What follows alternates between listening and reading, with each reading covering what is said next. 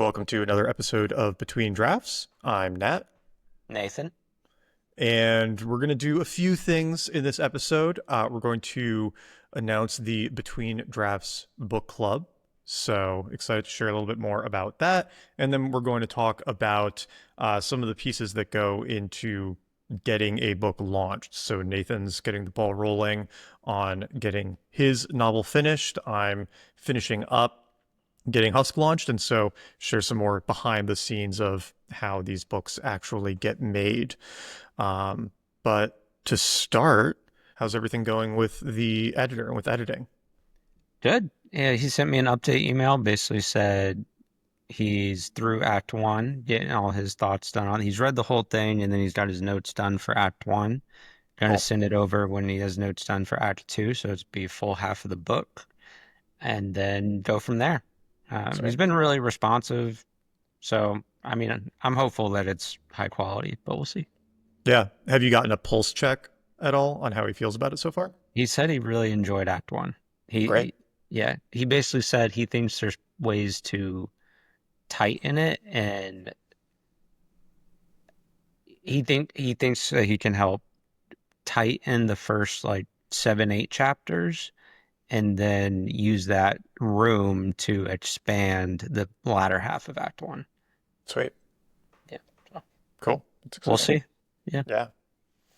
And um and you said you'd made some progress on the novella too? yeah. So I've been at the beach for a couple of days, and I'm about 7,500 words into the novella now. Nice.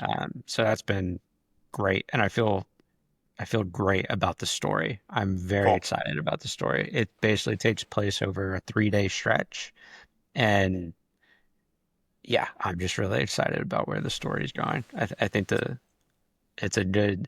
I think it's because I wasn't totally sure what character to pick to focus on, and I think this, both from a character and a timing perspective, is great because it gives you insight into one of the most important characters who is a side character in the story, but super influential.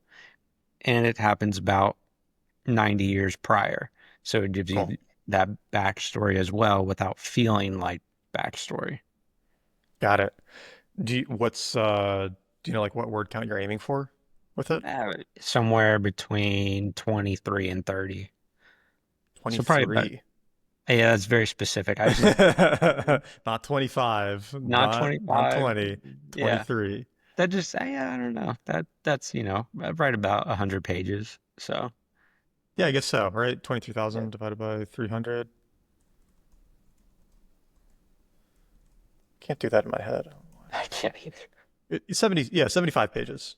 There you go. So yeah, somewhere Actually, 75 between is a good length. 75 and 100 pages for a novella, I think is solid. Yeah. I feel like there's that 100 page, like give or take 20, is just such an attractive length. I Exactly. You can sit down and read it in an hour and a half. Boom. totally. My friend pointed this out for nonfiction, and I don't know if this is a category for fiction too. There's an under 2 hours read category for nonfiction. Is there one of those for fiction on Amazon? I don't know. There should be. Let's see. I don't even know how you find it. Let's do a quick search. I'm very curious because she published a short nonfiction book, um, and then it ended up ranking highly in this category that she didn't even know was a category, and I'd never heard of it as a category either. That's a nice Um, surprise. yeah, yeah. Okay, books. It is so hard to find anything on Amazon unless you're just using the search bar. Completely agree. Like, it's just a mess. Okay, let's see. All right, self-help. And then all the categories disappear. Okay, this is going to take way too long because Amazon is just a mess. But if anybody knows, shoot us a message afterwards. Wait, I should just try Google. Okay, one more time. Fiction books under 2 hours. Amazon. Yes, best 2 hour literature and fiction short read. 2 hours. Kindle store. Yeah, it's a category. Kindle short reads. Okay, there we There you go. go. Oh, and then it breaks it down by every category too. So 2 hours or more. Oh, wow. Okay, look at this.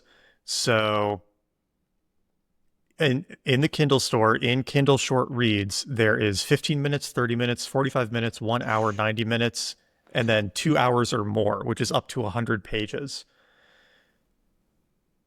So there's actually an argument for trying to get it right under 100 pages so that you can rank in this. Yeah. Yeah. I mean, if you can cut 3 pages and get under that. Yeah, because even within that 2 hours or more or whatever, it has all the normal categories on Amazon. So I'm in the 2 hours or more, 65 to 100 pages, sci-fi fantasy. And yeah, book number one is one of the novellas by James S.A. Corey, the Yeah. team that wrote The Expanse. Yeah.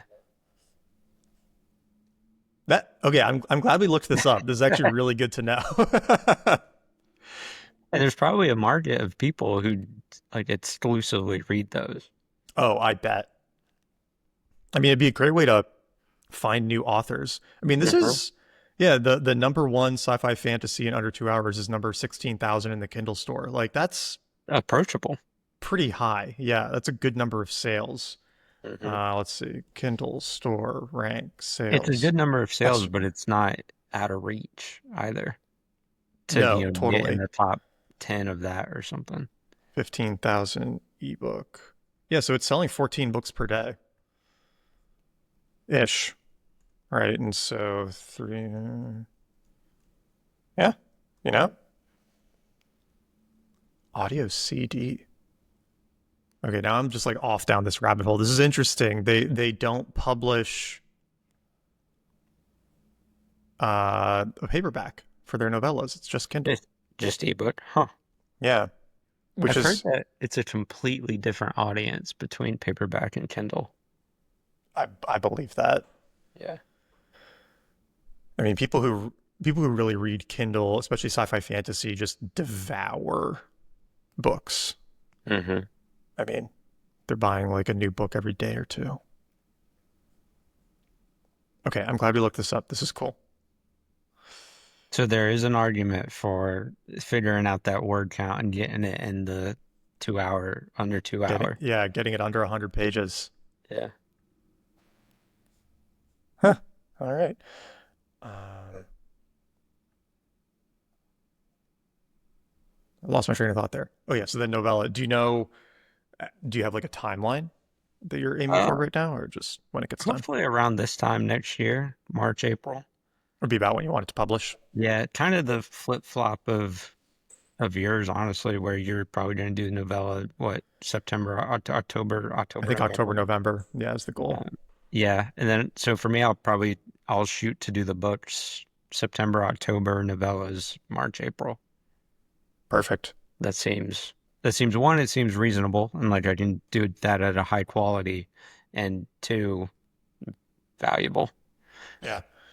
Yeah, I actually so on my novella, I just um made the EPUB and loaded it Oh, onto my nice. Kindle Yeah. because it's been 2 weeks since I finished it now or finished the draft of it. So I'm gonna try to read it this weekend and into next week, and then spend the next 2 weeks getting the next draft of it Yep. done. We texted about this. I've found it's much easier to write a novella or get into even the structure of the second book after the first book is done because I think such a problem, not problem, but one of the hardest parts of writing the first book for me is nailing down the world, that backstory, where you want the endings to go, who are the important characters, how do they change, and all that. And once that's all solid in your head, it's easier to write Yeah, more because it's essentially an extension of book one. Um, I don't know. It seems a lot easier. I totally agree. The analogy that's coming to mind is the whole world and all the stories are like a ship. Hmm. And when you first start the first book, you have this like tiny wood boat which is, it can like sort of go in any direction and change speed almost instantly. And then as you're like adding more onto it, it's getting bigger Yeah. and bigger and it's getting more momentum behind it.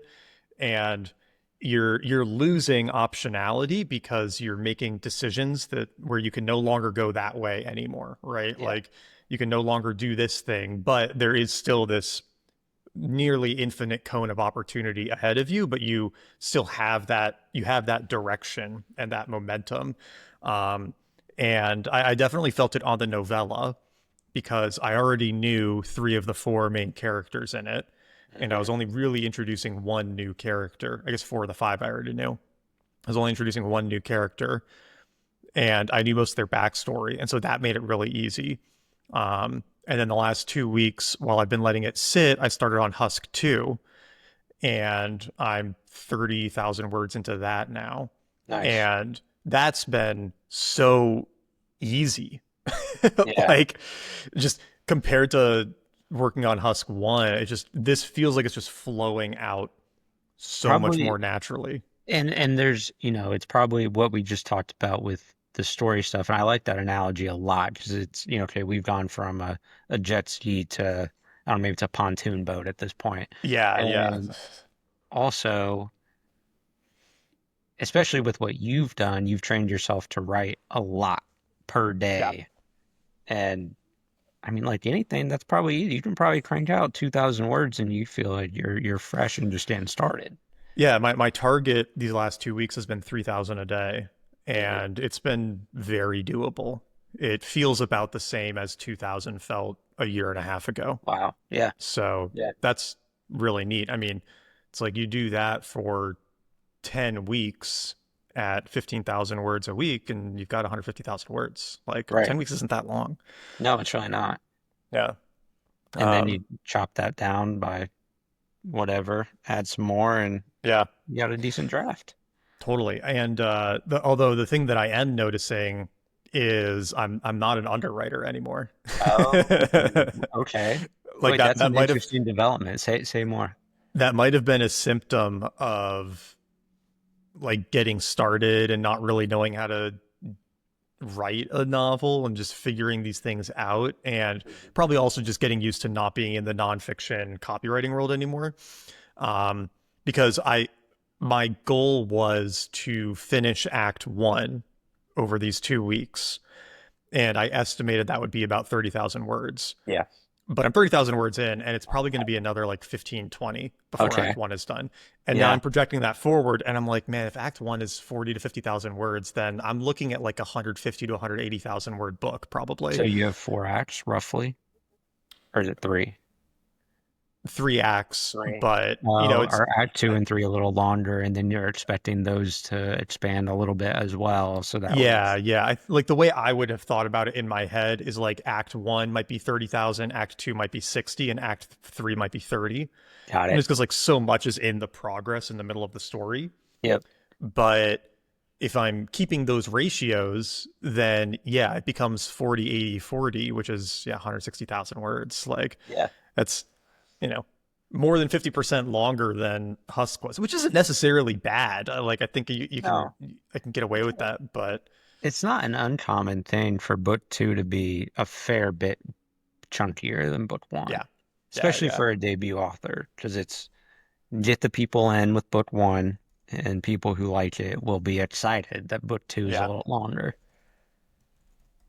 I'm looking this up because I think Red Rising was about the same increase. It was like 120,000 for the first book. Yeah. Oh, the second book's shorter. Really? Yeah, the That's second book is 111,000. okay. Book six Morningstar, really, or yeah, sorry, Morningstar's book four. 135. Book four really expanded. It Yeah, went from, but that felt like a different series. totally. Because I think Iron Gold's got to be at least 200. Okay, it's 185. Yeah. Yeah. Then 210, 220. And he said that he's hitting the publisher limit for Red God, which would be like 500,000 words. So Yeah. That's a monster, that's crazy. but I'm excited Um, for it. I'm excited for it too. Oh yeah. But no, I've been amazed at how good it feels working on the second book Yeah. and how much easier it's coming So I having think the first one down. for any writers listening, I think that is pretty encouraging. Yeah, it If gets you're writing easier. a series, book two, at least for both of us, has been, it comes more naturally. Yeah, And you probably have ideas of where you want to go from book one. So, you're not really starting with a fresh blank canvas, which is nice. totally. Yeah. Yeah, and it solves the like cold start problem a little bit too, because you don't have to introduce all of this new stuff. You don't have to like get people oriented to the world. All these Hmm. things you can just like pick right back up and keep going. Yeah. The the scary thing would be to like run with it and get to an ending that you don't like, right? And then realize you got to go back and Yeah. change tons of stuff, but can hopefully avoid that. Yeah. Knock on wood. Knock on wood. But that's where the planning is helpful. Like, Not Yeah, not planning too rigorously, but at least knowing where you're going and liking where you're going. totally. So I have um, on book one an update we can talk about where I found a cover designer who seems great. He was worked with a bunch of indie authors. It seems like his bread and butter. He's also done some trad, but his name's Stuart Blosh. I don't want to butcher that last name. I might be butchering it, but he seems great. And his thing is like indie covers that look professional and sell books. Cool. Because I think a lot of the times, at least for me, when I'm looking for artists, I'm like, are they a great artist? And a lot of these folks are fantastic artists, but at the end of the day, I want it to sell the book. So Yeah. he works a lot with like, what are your genres, tropes, and themes, and how can we play into those while also making the art quite good? So that sales pitch really attracted me. So that's a big reason I'm going to work with them. How do you spell And his name? Because I'm searching for it right now and I'm not S finding him. oh, I think he's English, so it is a little weird. Stuart, yeah, not stew like the soup. And then Blache, Blache. Blach. Or sorry, Bosch, Bosch. Bache. Okay, Yeah, there we no go. L. Well, that explains why I couldn't find him. I was looking for the complete wrong person. Yeah. And he has got a Oh bunch of wow, he's got a great examples. portfolio here. Yeah, he's got a bunch of examples of his work on there. I think he does quite well. And I think he cranks these things out pretty good. But Okay. the pricing was also quite reasonable. He does it by, broken out by thing. So I wanted ebook and paperback, and that's about 800 pounds, which I believe at this point in time is about $1,000. Cool. So approachable price point, which is nice compared to, that's like half of uh, the folks More who do the expensive more people. bespoke Yeah. art like illustrations. And I think a lot of the reasons that Stewart seems to focus heavily on the iconography side, which is quite popular within the fantasy genre right now. So it makes a ton of sense. And I think Yeah. he's able to do them quicker and more of them. Will he do the audiobook cover as well? I noticed it's on his He, site. I'm sure he could modify it for. Yeah, like audiobooks, one of the things that I'm not sure I'll have available at launch. It might just be ebook and paperback, but Yeah. that might be a mistake. I'm actually curious what your take is. Because I've looked for audio and I've had a hard time like finding anything good about, and by good I mean informative on who can I go to do this? What's the typical price? Who's good? I have someone for Anything you. like that. Okay, I'm listening. Okay, so the guy who was running the audiobook productions for Scribe is Hmm. now independent, and Scribe is still working with him, still contracting him, but he's not like Uh, siloed in there anymore. he can do his own Um, thing. yes, I'm not 100% certain that he's doing contracting outside of them, but I would assume he is. Hmm. And he's awesome. I can actually give that update because we're like in the audiobook production now, Wait, which has been really cool. Yeah, so his name's Jeff. Shout out to Jeff. What's his last name? if anybody's listening, looking for an audiobook producer, Jeff Gillo, Guillot. And if I have somebody wants to no produce, idea how to say that. yeah, if somebody wants to produce an audiobook and wants an intro, I would be happy to introduce you to him because he has seemed just like fantastic. Um, the process is pretty cool. So he, he gets the book and the brief and everything, and then he basically has you pick Oh, the dude lives in like, Austin. yeah, he's local. Um, so he has you, so basically he runs the whole production. So he finds the voice actors, he gets it edited, gets it published for you. Like you don't have to really do much besides give feedback on steps along the way. And he's been doing this for like 20 years, super pro. He used to live in LA and like do all kinds of voice bookings, not just audiobooks. But he has you pick like 4 to 6 pages of your book that show a range of characters that like set some of the tone, that would be good like sample material. And then he asks you if you have any narrators who you particularly want to read your book or you want to hear auditions from. And so I gave him a few names of people who I'd be really curious to hear auditions from. So like Ray Porter, the guy who did Project Hail Mary, Jefferson. Incredible audiobook. Yeah, it's like everybody says that's the best sci-fi audiobook there is. And Ray's done a bunch of audiobooks. He's very high in demand, and very expensive because of that. But so like, Yeah. I put him on the list. There's another guy, Jefferson Mays, who did all of the Leviathan Wakes books. And he's just like an incredible performer too. That one was funny because when I mentioned him to Jeff got like really excited because I guess he's worked with Jefferson a Yeah. bunch. And he was like, oh yeah, if we can get, if he's interested and if it's a good fit, he's just like this. He's like, you basically don't have to do any retakes. He just like nails it. And so, I had my little list that I gave him. He went out and asked those people if they were available and what their timeline would be and their price. And then I put together the like 6 pages of good material to read with little intros before each bit explaining who the characters are, what the context of the scene is. And then he's also going to pull some other like voice actors who do, sci-fi fantasy Mm-hmm. audiobooks. And we just finished that part. And so now we've sent out the pages to get audition tapes.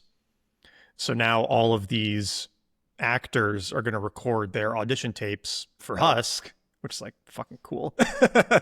um, and they're going to send them back in the next week or two, and then we'll listen through and see who we want to, And man, offer the role to. it does not matter how good a book is if I don't like the narrator's voice. It's Oh over. yeah, It's over. yeah, yeah. And there's a decent range in terms of what you pay for an audiobook narrator. For my length, the like union standard rate is about 6 grand, Oh, yeah. which is not a small investment, but you can see a road to paying that back for sure. Hmm. And then the really good people might be 9,000, 10,000, twelve Yeah. thousand. It goes up from six basically.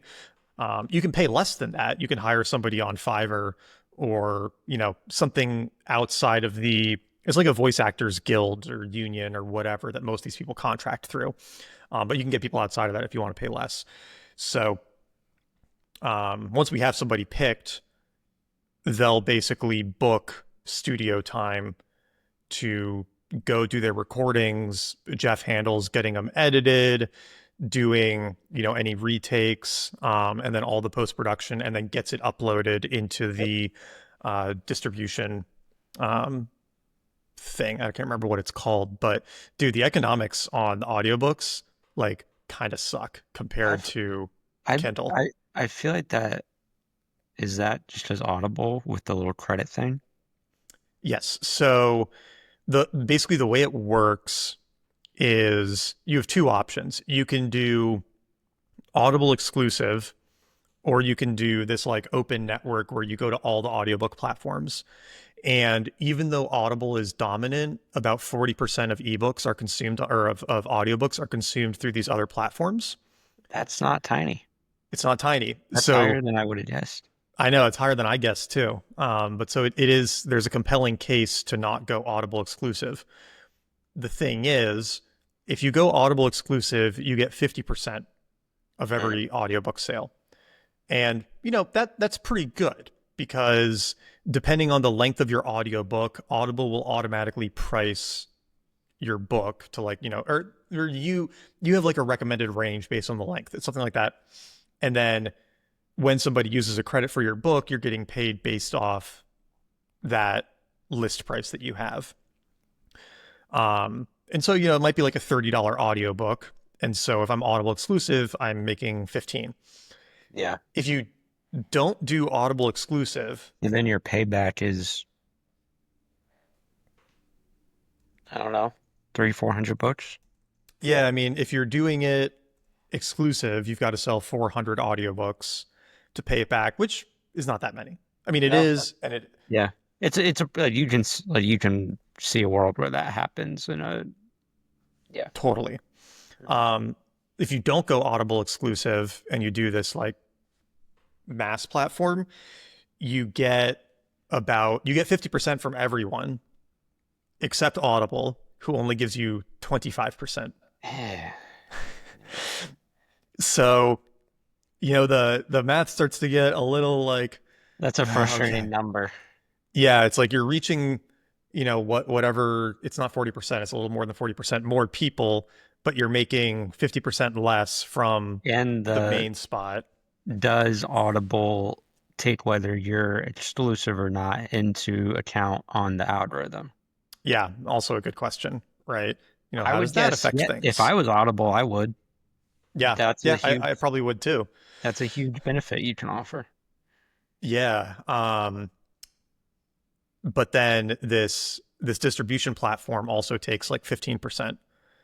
So what you're really getting, What distribution platform? Is it not just upload it to all these different places?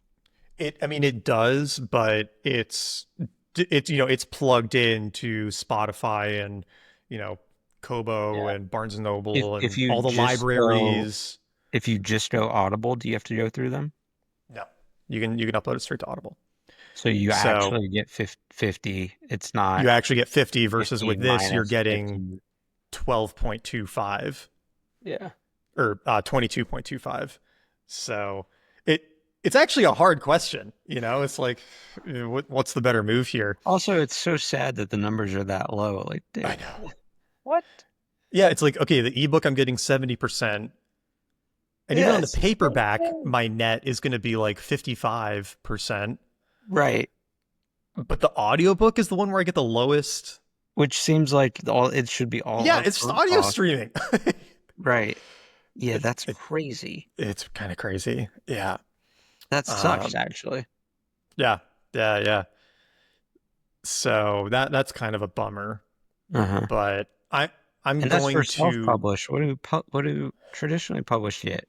Okay. Do you So know? I had You it. might know. Yeah. I do. I know I have an interesting detail here. I talked to James Clear at Authors Equity about this because he and I had talked a little bit about me maybe trying to sell Husk to them and them publishing it. And I was like, this like I was talking about the usual things, right? Like I want the control, I want the ownership, I want more in Yep. my pocket. Yep. And he was like, okay, a couple things on the more in your pocket. He's like, one, for ebook, he's like, I can't really argue with that. Like, yes, Yep. you are going to make more on the ebook because Yep. it's and there's no real difference there. He's like, paperback and hardcover, we have distribution to bookstores and Yep. things. So like you're probably going to sell more copies. And so your net is going to be higher, even if you're making less per book. Yep. And I had assumed that audiobook would be like the same as Kindle. Yeah, What he what if told you? me is that the publishers make about twice as much per audiobook. Yeah. as you Why? do self-publishing. I was like, are you fucking kidding me, dude? You add a middleman? What in Yeah. it? How does that make any sense? Yeah, yeah. And so he was like, look, this sounds kind of fucked up, but if you sell your audiobook to us and we do nothing, you will still make more money just because you're getting a higher cut of each sale, even after we take our 15%. Like, What idiot negotiated these things for apparently all? the publishers just like stonewalled Amazon. You know, it was during all of those negotiations Yeah. and Amazon being a monopolist or whatever, and the publishers were able to like bully them into giving them a higher cut, but self-published people don't have that kind of control. And so Authors Equity is able to get the publisher cut for ebooks Yeah. that or for audibles that we can't get. Um, and so part of me almost wants to be like, okay, do you just want to like slap your logo on it and like For I the won't even audiobook. Yeah. yeah, yeah. Like I know that you guys are going to be easy to deal with and we kind of like all win. It's like literally I would make more money, they would make money, my agent would make money. Like it's almost like a free lunch. Like I'd almost be stupid not to do it Yeah. purely because of Amazon's ridiculous system. Yeah, that's wild. Yeah. Um, that's a little that's very annoying. I know. Uh, It's very demoralizing. it's just an audio. It's a big audio file. Yeah. It's Yeah, this isn't rocket crazy. science, right? Like Yeah. it's not like the CD-ROM days, right? I mean, I'm sure you did this growing up. We had all of the Harry Potter CDs in our Yep. car Yep. and we would just listen to them on road trips and stuff. It's like we're not shipping CDs to people. It's just a link for them to download it to their audio player. I mean, Yeah. yeah, it's Yeah. pretty wild. Yeah. Yeah. And the big thing that annoys me there is actually because I mean, obviously Amazon's providing a ton of value in terms of distribution and discovery, which are extremely important. The difference between self-published and traditional on the cut is crazy. Yeah. Well, and also the 25, the Audible keeping 75% if you're not exclusive to them is wild. You Yeah, know, that's imagine true. if the Apple App Store kept 75% of your app revenue. Well, they Like take people, 30. I know they take 30 and people are pretty up in arms about that, but 30 is at the point where I can kind Yeah. of like justify it Yeah, that's because not 70. yeah, yeah, and they do make the hardware. You know, they make the iPhone, they make the Yeah. iPads. Like Yeah. Amazon's not making the hardware that anyone's listening to their Audible stuff on. They True. Yeah, Apple is. Yeah, it's purely that they have this. Wait, but that's such an important flip because we've been talking about, oh, the author gets 25%. And when you talk about the Apple stuff, what gets people up in arms is when they say Apple takes 30. Yeah. So I think it like just flipping that to Amazon takes 70 sounds a lot worse to Oh me, yeah, yeah, um, yeah. just semantically. And I guess Interesting. from Amazon's point of view, they're like, well, a publisher takes 85%, Also true. and we're the publisher for your audiobook. And Yeah. so us only taking 70 is, or 75 is actually giving you a good deal. Yeah. Like you should We're be thanking we're us. true. We're being nice. Yeah. I'm like, Yeah. Huh. Well, that's it's the same thing as how like publishers can sell ebooks for more than 9.99 and still mhm. get 70%, whereas if you self-pub you can't. You go Yeah. over 9.99 you only get 30% instead of 70%, which is Yeah. also crazy. That is crazy. Yeah. Huh. Okay. Well, keep us updated on what you're thinking is there on the audiobook. Yeah, yeah. Well, I think I'm going to do the distribution to everyone for the lower cut from Audible, mostly because I'm just optimizing for distribution more than Mhm. anything. It's like that, books are a flywheel, it's compounding over time. And so just the more you sell, the more you're going to sell later, hopefully. Totally. Yep. Um, but yeah, I mean, I might talk to David, my agent, about us just trying to sell the audiobook rights There's to get a better cut. I think there's a publisher that only does audio, and and I had There's a few already of them always now. been a little confused as to how that made sense, and now the economics are starting to make a lot more sense. There are a few like fiction There's one imprints in like particular that are just Pod audiobooks. Podium or something. Sounds familiar. I think it's a big one. Yeah.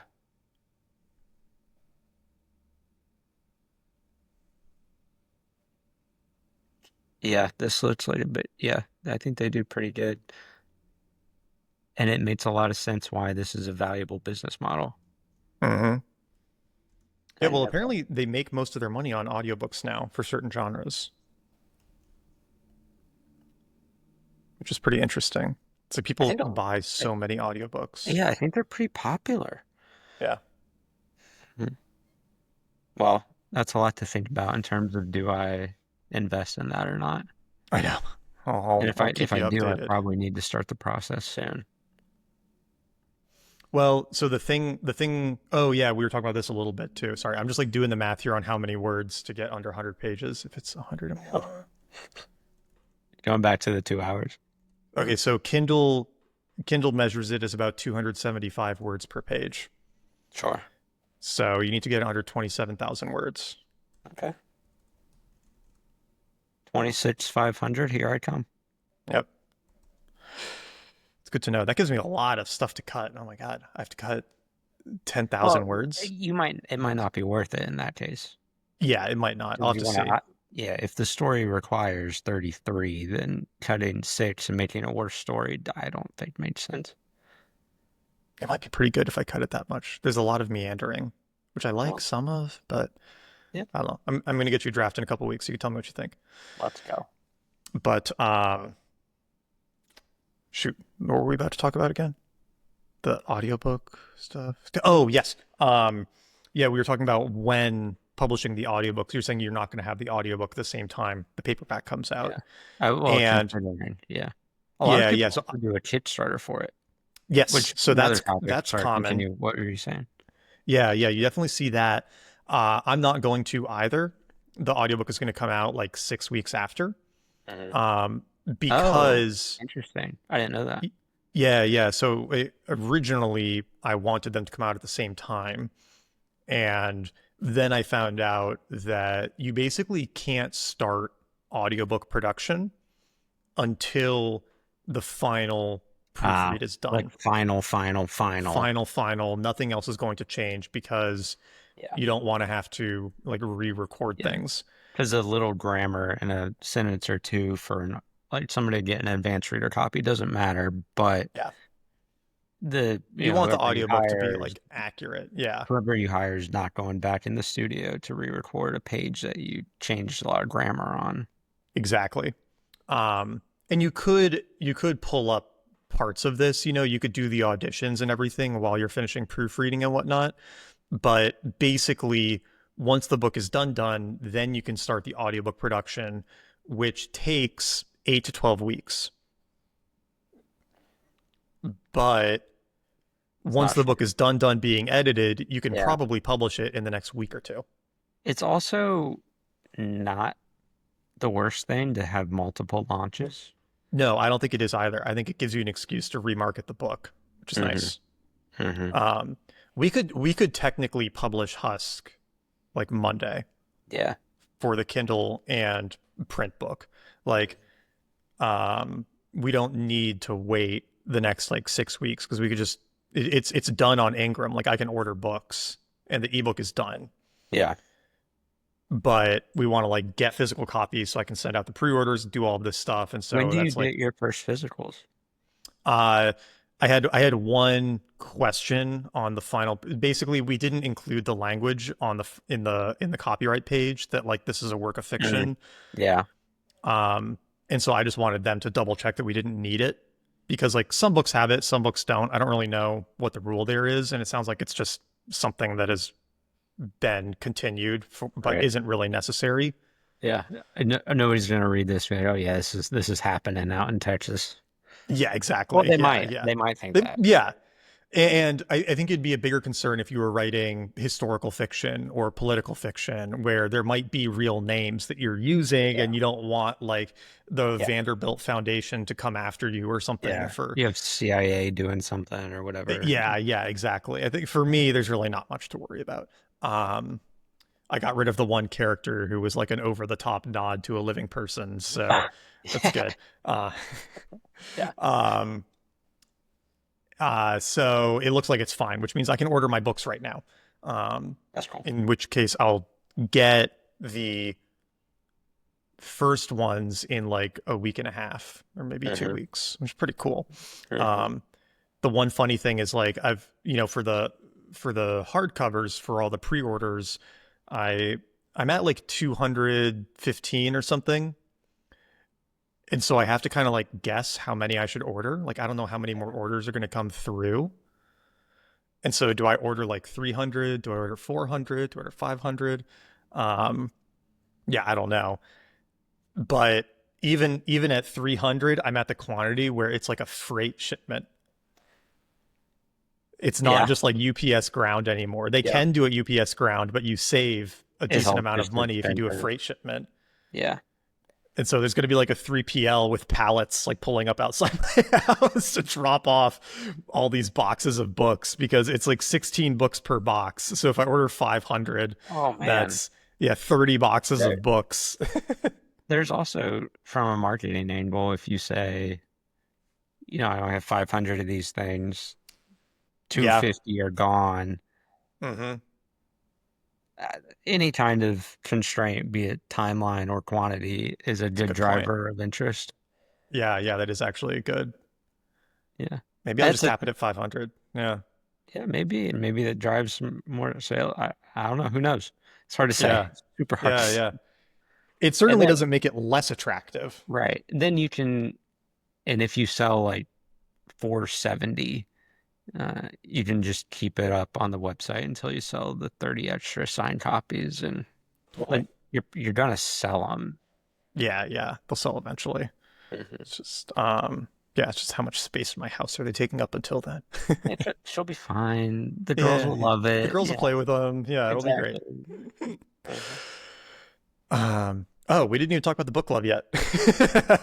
Okay, so our uh, idea is read one book a month, popular sci-fi or fantasy book or series. We won't probably wouldn't read the whole series in a month, but probably just one book, and then jam on it. Do more of a Yeah, review style session or review style episode. Because I've found that reading high quality books is just helpful for writing. I totally. don't think there's any way around that. Yeah. That's the idea. Yeah, so we'll read a book and we'll tell everyone what the book is so you can read along too. Maybe people can send in any of their thoughts and we can Hmm. riff on them. And then one episode per month will be like talking about breaking down what we liked, didn't like about the book, things we learned, anything along those lines. I think that'll be fun. Yeah. Good practice for us. And it's a way for anybody listening to join in too.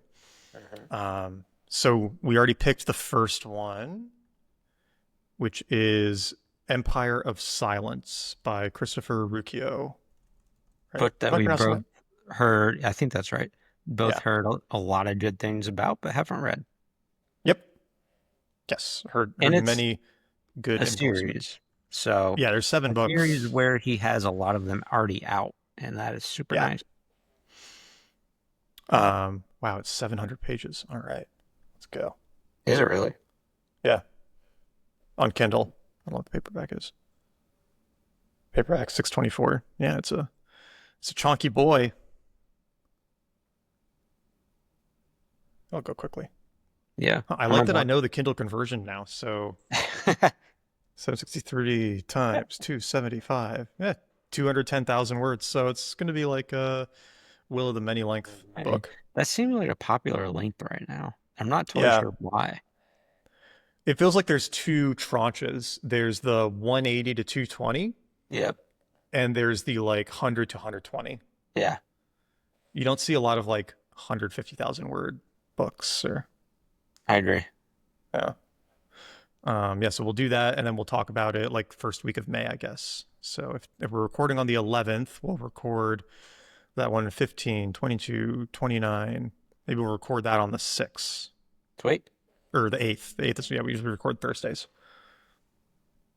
I will give a shout out to another book that anybody should read if they haven't yet, if they're interested in this genre, which is Dungeon Crawler Carl. Have you heard of this book? I very much heard of it, never read it. Okay, I kept hearing about it. I saw it on like Reddit or Book Talk or something two, three, four times, and then I was at a baby shower and my friend was telling me about it, and he was like, "Oh man, I picked it up a few weeks ago and I'm already on book six. It's Oh, just shoot. crazy." And I was like, "Well, that's a hell of an endorsement." Yeah. And so I picked up the first one and started it just before I left for this bachelor party on Wednesday or on Thursday, and I'm gonna finish book three tonight. So, and these are like 500-page books, and I've read three of them in a week and a half, Wow. in 8 days. Yeah. They're awesome. And so what it is, it's a lit RPG. So it's basically a book with the progression of a video game. I think that's brilliant. And the premise is very clever and very like entertaining, where super advanced alien civilization has bought the mineral rights to Earth, and so they show up to take everything from the planet. But the other part of the deal is that they get to film a game show using the survivors of Earth's like mining takeover. So they land on Earth, everybody dies except for anybody who's like outside when the aliens land. And then if you were outside when the aliens land, you have 1 hour to make it into one of these portals. And the portal takes you into a video game they've constructed in the interior of the Earth that's 18 levels. Each level reduces the number of people still playing by half. So people are dying Yeah, as they're people still playing. playing is a great Yeah. way to phrase that. Yeah. Playing. And so, and you're leveling up. You're like, strength and intelligence and like spells and gear. And there's a whole like social media spectator element of all of these aliens on other planets watching the humans try to survive their Totally. world dungeon. And you're getting like loot boxes, and it's very clever and kind of like tongue in cheek with all the video game stuff. Um, it's really fun. It's really, really fun. So if you like video games, if you like RPGs and you want a cool like fantasy sci-fi read, I would highly recommend it.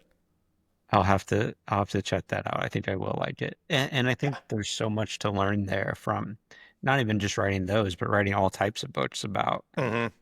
how do you make an engaging story using, elements like that. Like just a lot of countdowns, levels, level ups, and all that stuff. And you can incorporate that in a lot of different ways and a lot of different stories if you just look for those opportunities. Yeah. Yeah. And the thing that I thought going into it is I was like, oh, okay, so by the end of the first book, he's going to have like, hopefully won the game, and then Yeah, it's going to like, go off into this, intergalactic whatever drama beyond that. It's like, no, no, no, no. Book one is just levels one and two. And then brilliant, book two is level three, and book three is level four. And so brilliant. there's probably going to be like 10 or 12 books in this series when it's done. There's already seven, so you have a lot to work with. That's And brilliant. yeah, and I thought maybe it would get boring. The like, oh, Yeah. they leveled up, they got another item, right? But it hasn't yet. Like it's stayed pretty fresh, um, and pretty fun, compelling. So I'm really enjoying it. All right. Maybe we do that another. Well, I guess you've already read a bunch of books. Yeah. But and lit RPG is a wild genre. Like the number of those books that people buy, and I can see why. You can just fly through them because they're so like exciting, and they've got that thump thump thump thump thump pace to Yeah, them. it sounds like you can read them pretty quick too. Yeah, yeah. Even though they're that long, you really get through them quickly. Yeah. I mean, let's see. I think it's like top 5,000 on Kindle. Oh my God, no, it's top 500 in books. Good Lord, Just in books total. the hardcover is. Yeah, Nice. That that's awesome. let's see. That's a lot of books. 500 And that's just hardback. is that just number one? Yeah, that's just the first one. So Yeah, he's they're selling 110 copies a day in hardcover of the first one. man. And then I would guess a lot more being sold paperback or Kindle. Yeah, the paperback's not out, it looks like, but Interesting. Is this it's rank self-published or is this through two. somewhere? Dude, he's selling 450 Kindle copies a day. Beast. Good lord. Of book one. Of book one. And when there's six out. Yeah, I mean, I think the read through on this book has to be insanely high, like I to mean, the he's subsequent books. all right. So 450 Kindle. Let's say he's selling 100 of the other five on average a day. Cut it by 25% or 75%. I mean, And he's making $1,500 a day just on the Kindle version of book one. of book one. Nice. I guess he has a publisher now, so it's less, but still, if he's Well, we don't making know what the terms $4, are. The terms might be favorable if this was super popular before. yeah, it's a good point. And then there's the audiobook too. What does it rank on audiobook? I love seeing these numbers. It's just like it's very inspiring to see an author Oh. selling. Dude, it's number 24 on Audible. Just 24 overall. It's 24. Nice. That's sick. That's wild. Is there an Audible sales estimator? This one, yeah, audiobook sales calculator. Here we go. Audiobook bestseller rank 24. 1,400 audiobooks per day. Holy shit. You want to be making $20,000 a day. At least 5 or 10 grand a day. Good for him. That's awesome. Don't let anyone tell you books don't make money. That's incredible. Yeah. So this is actually kind of a fun breakdown, like how much money do we think books are making, and then run it Yeah. through everything that we could possibly know. That's kind of fun. Yeah, that'd be a good longer episode, maybe. Uh-huh. Yeah. That's pretty cool. Good for him. And whether those estimations are right or wrong, we have no way of knowing. That's true. Yes. I mean, let's see. Let's go to like book 3. How does that rank? Oh shoot, yeah, that's all book one. Dude, number 3 is number 46 on Audible.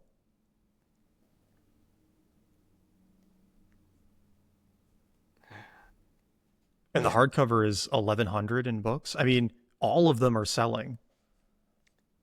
Yeah. Yeah, they're printing money. Good for them.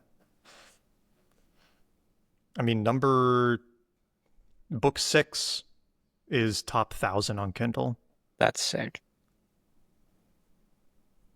and 112 on Audible. So all of these are selling thousands of dollars a day.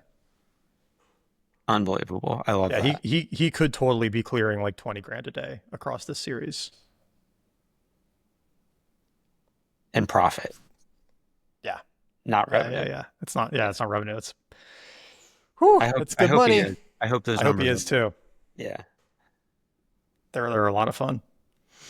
All right, Let's well, next week, let's talk through launch plan for me, what yeah. that is going to look like over the next, call it 5 months. Hmm.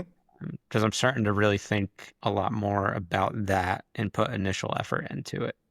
So Cool. let's talk through that at some point.